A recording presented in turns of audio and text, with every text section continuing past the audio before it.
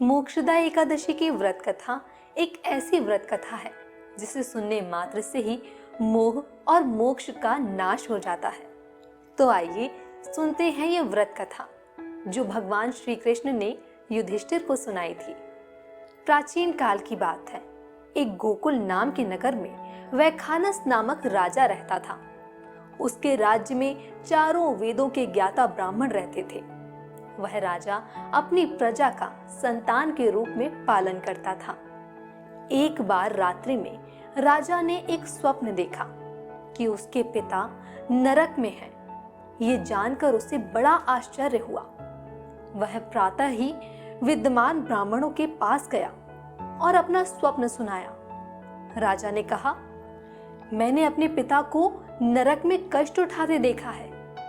उन्होंने मुझसे कहा है कि हे पुत्र, मैं नरक में पड़ा हूं, यहां से तुम मुझे मुक्त कराओ। जब से मैंने ये वचन सुने हैं तब से मैं बहुत बेचैन हूं और मेरे चित्त में बड़ी अशांति हो रही है।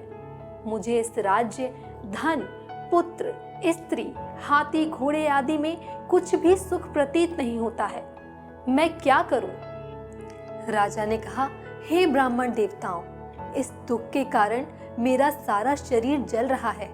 अब आप कृपा करके कोई तप, दान, व्रत आदि ऐसा उपाय बताइए जिससे मेरे पिता को मुक्ति मिल जाए। उस पुत्र का जीवन व्यर्थ है जो अपने माता पिता का उद्धार न कर सके। एक उत्तम पुत्र जो अपने माता पिता तथा पूर्वजों का उद्धार करता है, वह 1000 मूर्ख पुत्रों से अच्छा है। जैसे एक चंद्रमा सारे जगत में प्रकाश कर देता है, परंतु हजारों तारे उतना प्रकाश नहीं कर सकते।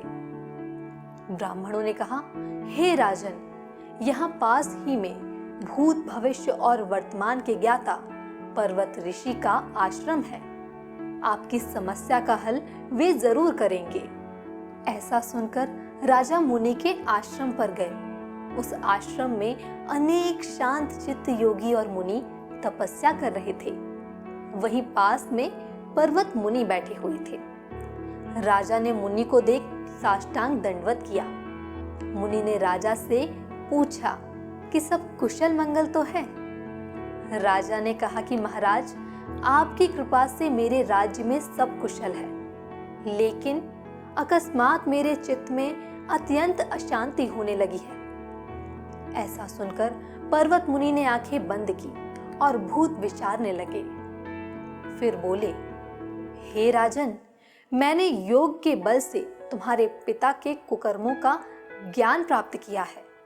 उन्होंने पूर्व जन्म में कामातुर होकर एक पत्नी के कहने पर दूसरी पत्नी का मान भंग किया है। उसी पाप कर्म के कारण तुम्हारे पिता को नरक में जाना पड़ा। तब राजा ने मुनि से पूछा कि आप इसका कोई उपाय बताइए।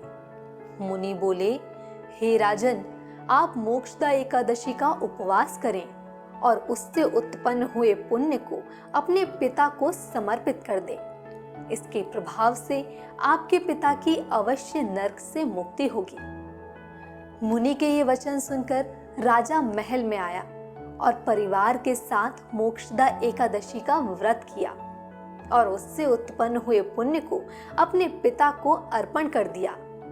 इसके प्रभाव से उसके पिता को मुक्ति मिल गई और स्वर्ग में जाते हुए वे पुत्र से कहने लगे, हे पुत्र, तेरा कल्याण हो। ये कहकर वे स्वर्ग चले गए।